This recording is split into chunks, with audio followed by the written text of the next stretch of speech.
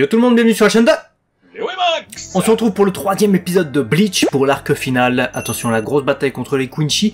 On était resté du coup avec Killgate qui avait un peu mis à mal les 13 bestiaires. On pensait qu'elles étaient... Bon, on pensait. Je me disais elles vont survivre. Mais on pouvait penser qu'elles étaient mortes, c'est pas le cas. Non. Elles sont pas mortes, tant mieux. Et on verra d'ailleurs comment très rapidement. En tout cas, ce qui est étonnant, c'est que... Enfin, étonnant, j'ai envie de dire oui et non, parce que scénaristiquement, dès le début, t'as Killgate qui fait « Ouais, je sais tout de toi et tout, Ichigo, t'inquiète, faut que je te détruise et tout. » Bon, forcément, je veux dire... Ichigo est toujours visé, j'ai envie de dire. Donc... Au début, il voit un Arrancar sur un Shinigami, il dit « Oh, c'est amusant, c'est plutôt rare, etc. » Moi, je me suis dit « Ah tiens, oui, effectivement, de son point de vue, ça doit être bizarre. » Mais directement, ouais, il dit qu'il connaît Ichigo, il connaît tout de lui. Donc là on se dit bon bah Ichigo il va pas avoir des facilités hein. Si l'ennemi connaît tout de lui via le Daten, je sais pas qu'est-ce que c'est le Daten, mais il dit via le Daten, j'ai bien regardé, enfin c'est notre roi, notre seigneur tout puissant qui a bien regardé. Il fait ça avec ses lunettes et tout. Il couvre tout. Ça doit être un truc de Quincy, ça, de se tenir les lunettes en permanence, à mon avis. Je pense ouais, soit comme ça, soit comme ça avec les doigts. En tout cas, parlant de Quincy, bah, Ichigo reconnaît. Et il reconnaît les techniques des Quincy, tout. Il fait, putain, c'est un truc je connais, moi, ça. Et bon, il est pas con. Au moins, voilà, on voit tout de suite qu'il sait analyser les choses quand même. Et là, tu te dis, bon, allez, le fight, il va démarrer. Non! On part directement première division, on se retrouve avec, du coup, Papi Genutsa, il est pas content. Il est pas content, Papi Genutsa, il fait c'est la guerre, c'est la bagarre. Ouais, il fait ça, mais surtout il prend des directives qui sont assez intéressantes. Toujours aussi bon, hein, le nouveau seiyuu de Genusai, hein, parce que rappelons son seiyuu de l'époque est mort. Il dit, ouais, ils nous ont dit, on va attendre 5 jours, moi je dis non. Moi je vous dis non. Moi je vous dis non, on va attaquer maintenant. Ce qui est la meilleure décision à prendre, très certainement. Malgré tout, on verra en fin d'épisode qu'ils ont quand même anticipé ça, les Quincy. Mais bon, ils voulaient réagir rapidement. Et du coup, il a ordonné aux capitaines, à tous les capitaines, d'attaquer directement les Quincy. On va voir que c'est l'inverse qui va se produire dans cet épisode. Comme quoi, même en réagissant vite, il faut pas faire confiance à son ennemi. Et là, ça sera pas suffisant. On retourne du côté... C'est comme ça que ça s'est passé, hein, d'Ichigo, qui là... arrête à main nue le pouvoir d'un Quincy, comme ça. Il fait c'est de la merde hein. Et à ce moment-là, j'ai une théorie qui m'est venue en tête comme ça, je me suis dit attends. Ichigo, ok, il maîtrise un peu tout ce qui existe et tout, ok, il a tâté du Ishida Uryu et tout, mais à quel moment il est capable d'attraper à main nue des techniques de Quincy suffisamment puissantes en plus, s'il n'a pas des capacités innées de Quincy. Je me suis dit, il est pas... Et du coup, je me suis dit, est-ce qu'ils vont pas nous sortir un truc? Parce que Ichigo, il a tout. Il est Shinigami, il est Fullbringer, il s'est fait toucher par un Rolo quand il était petit, du coup, c'est pour ça qu'il était Fullbringer. Dis, c'est ce qu'on nous sorte. Ouais, parce qu'on t'a pas dit, la grand-mère maternelle du côté du cousin de Ichigo, tu prends sa cousine, sa fille, c'était une Quincy. Donc il a un peu de sang de Quincy. En fait, c'est le truc qui m'est venu en tête quand j'ai vu ça. Je me suis dit, ils vont surfer sur ça. Je sais pas, j'ai pas lu le manga, hein, mais voilà, je te balance une théorie que j'ai vue quand je l'ai vu maîtriser comme ça. Parce que même la tête de Killgate, il fait que fait-il avec ma puissance bleue? On verra. Je sais pas. Moi, j'ai pris ça déjà pour le... Comment dire, la supériorité à ce moment-là d'Ichigo déjà qui nous est montrée, et Ichigo est supérieur à plusieurs endroits à Killgate, donc ça c'est intéressant.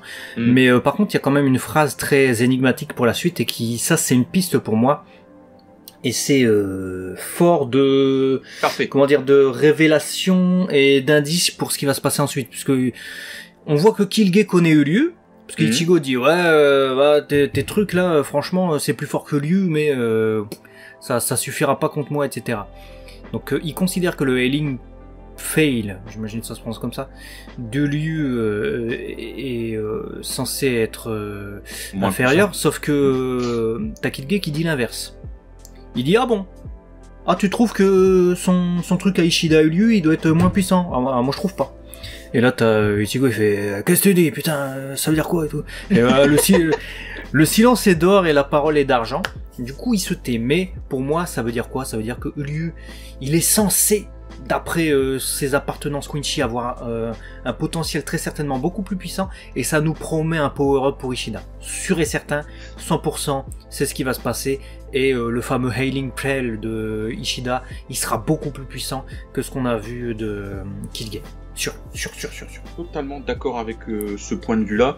Je sais pas si je fais un saut dans le temps ou pas, parce que c'est le même sujet, mais quand on verra et qu'on voit que Ishida, il cherche des infos et tout, il cherche des trucs et tout. Déjà, on l'avait dit. On avait dit, il sentait un truc, on le voit, il est là à plusieurs moments. C'est affirmé, il savait que c'était des Quincy déjà. Voilà, ça s'est avéré. Et puis son père, il lui fait, ouais, je te dis rien et tout. Bref, il va dans son bureau finalement, ou sa chambre, là, je sais pas ce qu'il fait.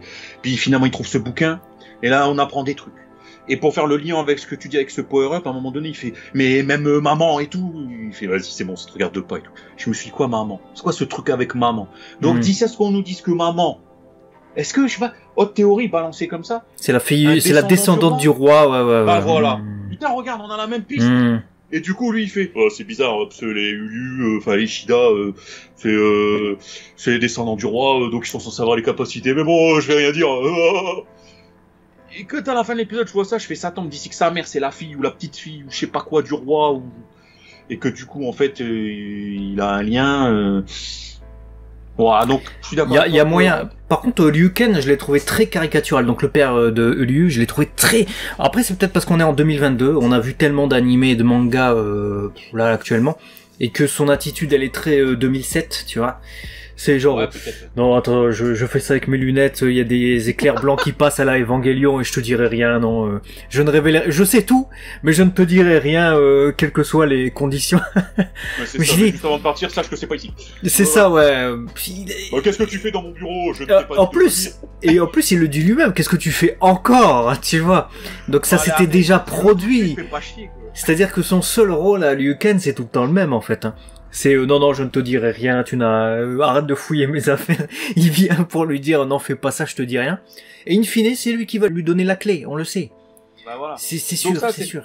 C'est intéressant pour le côté Ishida parce que il va y avoir un affrontement, on le voit, avec du coup merde, comment il s'appelle, qui dit regarde, ça c'est ma forme finale qu'on appelle Let's Style, je sais pas quoi machin, animation style d'ailleurs quand il commence à devenir un ange machin. Il fait moi le mien il s'appelle Volstanding et tout, et on apprend que ça, ce truc là, c'est propre à cette comment dire, nouvelle génération de Quincy, enfin eux en tout cas, qui ont voulu faire évoluer le système, leur style et créer une transformation, voilà, pour caricaturer, tandis que Soken, donc le maître, mais le grand-père aussi de Ishida Liu, et j'imagine Liu Kang son père, et donc Ishida Liu aussi, bref toute cette descendance, sont encore à l'ancienne époque, ils ont gardé le tradition, ça doit être le vrai, entre guillemets, Let's Style. Voilà, exactement. Donc, est-ce que c'est ça qui aurait divisé peut-être à un moment donné des Quincy? Est-ce qu'il va y avoir deux camps? Ouais, un enseignement très certainement. Bon, après deux camps, oui, évidemment, ça va être facile, parce qu'il va y avoir Ishida Liu, Liu Kang, versus tout le reste des Quincy, donc ça, oui, ça me paraît évident.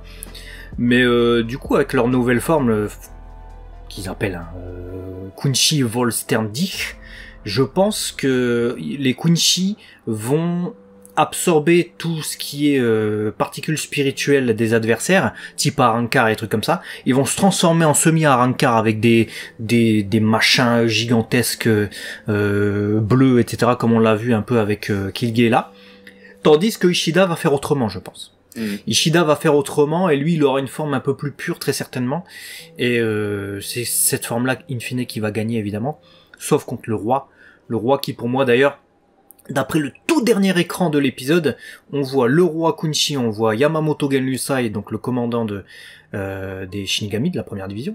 Je pense que ça va être l'avant-dernier combat, je pense que c'est le combat des destinées, mais c'est Ichigo qui va terminer le game, voilà.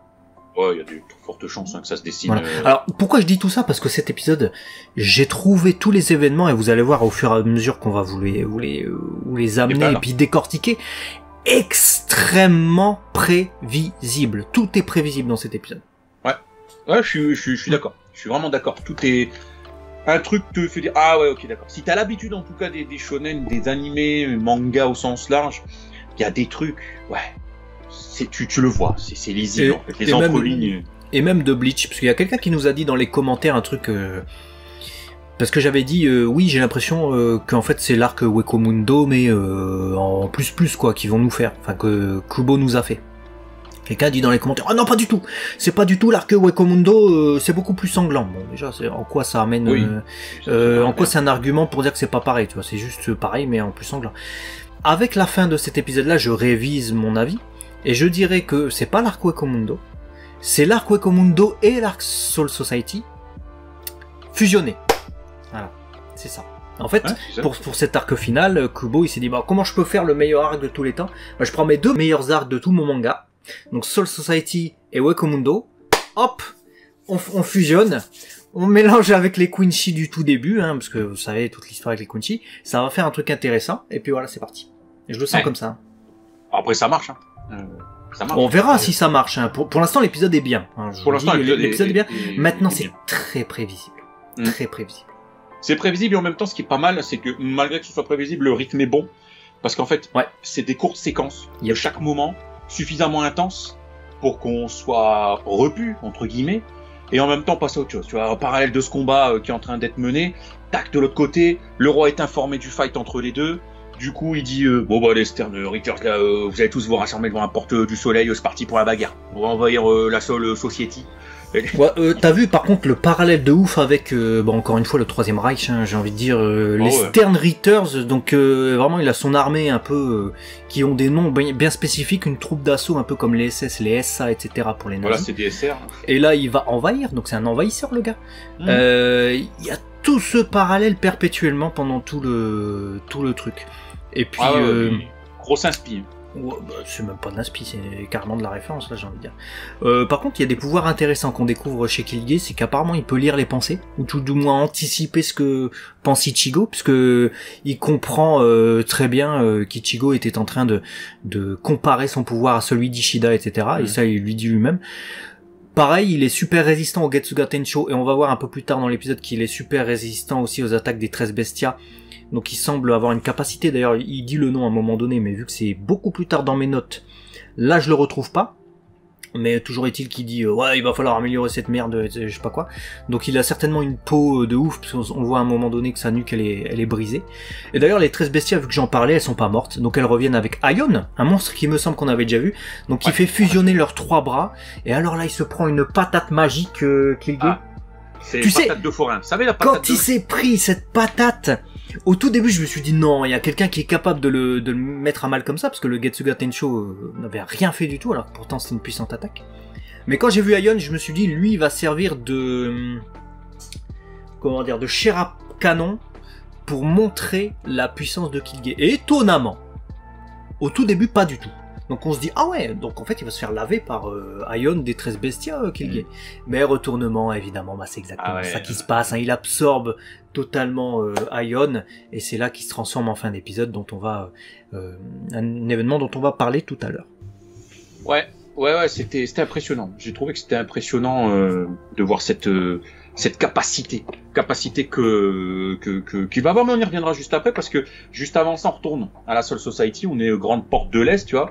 Puis là il y a Lunosuke et Shino sont en train de parler, et j'ai trouvé ça intéressant parce que cette nouvelle génération, tu vois, pour moi c'est l'image de la nouvelle génération qui se sent pas concernée par les conflits de nos ancêtres, hein, ou des ancêtres, du moins les leurs. Ils savent pas pourquoi vraiment les Shinigami et les Quincy se foutent sur la gueule, en fait. Et il y a Kajumaru, là, le 6e officier 13e division, il fait salut les gars, je vais venir vous rafraîchir la mémoire à vous deux, mais franchement j'ai cru qu'elle allait se retourner à la caméra et vous dire écoutez bien, je vais tout vous rappeler. C'est exactement ça. Je me suis dit qu'est-ce qu'il fait ce gars chanteur de K-pop là, qu'est-ce qu'il vient nous expliquer. Mais en fait simplement Lunosuke en fait il a pas vu la dernière review qui est sortie sur la chaîne sur l'épisode de Bliss. Donc c'est pour ça, et puis apparemment il se remémore pas bien le début de la série, donc il comprend pas quelle est la différence fondamentale entre les Quincy et les Shinigami. Du coup c'est rappelé effectivement par le personnage dont tu as parlé, Kajumaru. Mais je me suis dit, Kajumaru, vu comme il est gentil, vu comme il est là, etc., à expliquer à ces deux-là, donc à Madarame, Shino et puis à Lunosuke, je me suis dit il va se faire tuer. On le connaît pas, il va mourir. Fin d'épisode, t'as tous les Quincy qui débarquent, avec ces espèces de geysers là, et la porte elle saute. Littéralement, t'as carrément la porte du Shoryu Monde qui est en train de sauter. Donc lui il va mourir. Je le vois comme ça. Et t'as Shino et Ryunosuke qui vont se barrer. Mais merci pour l'explication, hein, pour les spectateurs du coup, qui avaient oublié, ça servait à ça tout simplement. Ouais, c'est clair. C'est super important parce que tout cet épisode est basé sur ça, quoi. Sans refaire l'épisode parce que vous l'avez lu et c'est assez long, mais le côté, l'équilibre des âmes qui doit être impérativement maintenu par les Shinigami entre monde réel et Soul Society, sinon, capoute. Parce que ceux qui se souvenaient pas, que tu dis qu'ils ont pas vu les reviews, qui ont fait, c'était quoi déjà, c'est bien. C'est perspicace. Ça évite de faire un épisode récap et ça soit chiant. Et il réaffirme les enjeux aussi. Il réaffirme les enjeux de cet arc avec les Quincy, pourquoi ils veulent se venger, etc. Ce qui fait le parallèle d'ailleurs avec Kurotsuchi, parce que Mayuri, Kurotsuchi, donc Frieza, il vient voir Gen Yusai et on apprend 2-3 trucs très intéressants. Premier truc, ça c'est une info qu'on sait tous, mais je vous la redonne pour ceux qui auraient oublié. C'est lui qui avait participé à l'extermination du grand-père déjà de Ishida. Donc ça pas bien, pas très gentil. Ils ont exterminé tous les Quincy il y a 200 ans déjà, les Shinigami. L'explication de Kajomaru, vous l'avez tous eu. Mais là, Kurotsuchi il a participé également à l'extermination de 28 000 personnes du Lukongai, donc les quartiers pauvres de la Soul Society. Pourquoi ? Pour rétablir l'équilibre entre la Soul Society et le bas monde, je vous en avais parlé. Ça aussi, c'est la destruction de la Soul Society et des deux, et de toute manière vouée par les actions des Quincy. À partir du moment où ils tuent des âmes de Hollow sans les purifier, ça crée un déséquilibre. C'est comme ça qu'ils veulent en fait éradiquer tout simplement la Soul Society. Eux, ils veulent faire le plus de morts possible et de toute manière se débarrasser des Shinigami. Et Mayuri, cette espèce de malade dans sa tête, ça a toujours été, il a aucun remords et aucune pitié. Parce qu'il fait ça, et on comprend les événements du premier épisode où on voyait des personnes qui avaient été rassemblées, Kaku il avait enquêté, avait été tué, était disparu. Et là il dit à Yamamoto, il fait « Ouais, tout ça c'est de votre faute, parce que vous m'avez jamais écouté, etc. alors que je vous avais prévenu. Dès lors que le premier Quincy, le dernier d'entre eux, Ishidai est venu au CLT, je vous avais averti que ça allait être la merde, qu'ils allaient revenir les Quincy. Vous m'avez pas écouté, vous avez voulu faire la forte tête, et en plus de ça, de surcroît, c'est encore plus votre faute, parce que vous avez pas tué le roi. Donc, qu'est-ce qu'il a fait? Est-ce qu'il l'a épargné, scellé, quelque chose comme ça? Ça expliquerait du coup qu'il soit toujours en vie. Mais il y a 1000 ans, lorsqu'il y a eu la bataille contre le roi des Quincy, on apprend que c'est Yamamoto qui était contre lui du coup, et qui ne l'a pas tué. D'ici à ce qu'on nous dise qu'à l'époque ils étaient meilleurs amis, le roi et puis Gen Yusai, et puis que finalement le roi est un peu parti en cacahuète sur ses idéaux, et que c'est pour ça que, comme tu dis, il l'a épargné, je sais pas, on sait pas ce pourquoi. Soit il a pas été assez fort pour le mettre à mal, mais il est pas mort. Donc c'est qu'il a quand même fait en sorte qu'il disparaisse 1000 ans. Il revient au bout de 1000 ans. On nous a, premier épisode, on nous dit ouais, au bout de tant de temps, il récupère sa force, blablabla. Donc il a quand même été mis à mal et neutralisé, mais pas tué. Donc, comme tu l'as dit, c'est que soit il l'a épargné, soit il l'a scellé, soit il s'est passé un dos. Parce qu'il y avait un lien entre les deux. Mais en tout cas, je te rejoins sur la revanche qu'il y aura entre les deux vieils hommes, surtout avec ce plan de fin là. Théorie. D'accord avec toi. On est d'accord qu'ils utilisent les particules spirituelles, les chi, pour pouvoir s'améliorer finalement. C'est comme dans un jeu vidéo, pour gagner des compétences, tu vois, ils gagnent des armures, des trucs comme ça. Là, en fait, ils deviennent plus forts. Est-ce que finalement, il lui fallait pas 1000 ans d'absorption des particules spirituelles pour revenir à la vie, en fait, le roi Quincy? Peut-être. Peut-être. C'est peut-être ça, mais si c'est ça, voilà les capacités du roi. Ouais. Et du coup, vu qu'on parlait de... Ou alors il était tellement blessé, tellement diminué, peut-être qu'il fallait 1000 ans vraiment pour pouvoir récupérer. Mais il a été épargné, entre guillemets, par Gen Yusai en mode... bon, je te laisse en vie, mais t'es tellement en mauvais état, de toute manière, tu peux rien faire, peut-être. Bon, peut-être qu'il avait perdu justement son blut. Ça me permet de faire la transition avec ça. Je sais pas du tout si ça se prononce comme ça, mais je l'ai écrit comme ça. C'est la fameuse résistance corporelle dont je parlais tout à l'heure, qui va certainement jouer un jeu, puisqu'on voit que même s'il se fait casser la gueule et que ses défenses sont percées, Kilge parvient à résister du fait de ça. Et c'est ce qui lui permet ensuite de prendre l'avantage sur Aion, une fois qu'il l'a absorbé. Et là, Ichigo sort son Bankai, et il a compris que en pétant l'anneau au-dessus de la tête de Kilge, qui lui permet d'absorber le Leishi, justement, il pourra le vaincre. Donc à mon avis, il va le vaincre pas trop difficilement, je pense, grâce à ça. Ça va être un peu plus compliqué pour certainement les prochains Quincy.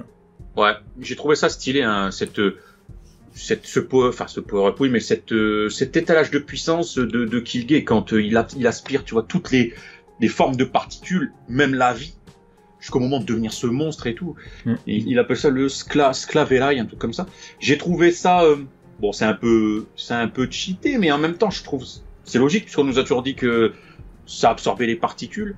On est fait de particules, et je trouve ça violent, et en même temps, l'animation, je trouvais ça magnifique, en fait, parce que je me suis dit, waouh, putain, tu vois, même, la joue, les bras et tout de Chad qui se détériorent et tout, tu fais, wow, mais, autant là, c'est Killgate, ça va, mais, s'il y en a un qui est beaucoup plus ouf, et si le roi est capable de faire ça, mais genre, il fait ça, Shinigami se désintègre, ça va pas être une mince affaire, tu vois. Donc c'est pour ça que ça me fait rebondir sur la théorie. Est-ce que Ichigo, il va pas avoir un truc de Quincy en lui pour justement être le seul, avec Ishida lui peut-être, à ne pas pouvoir se faire...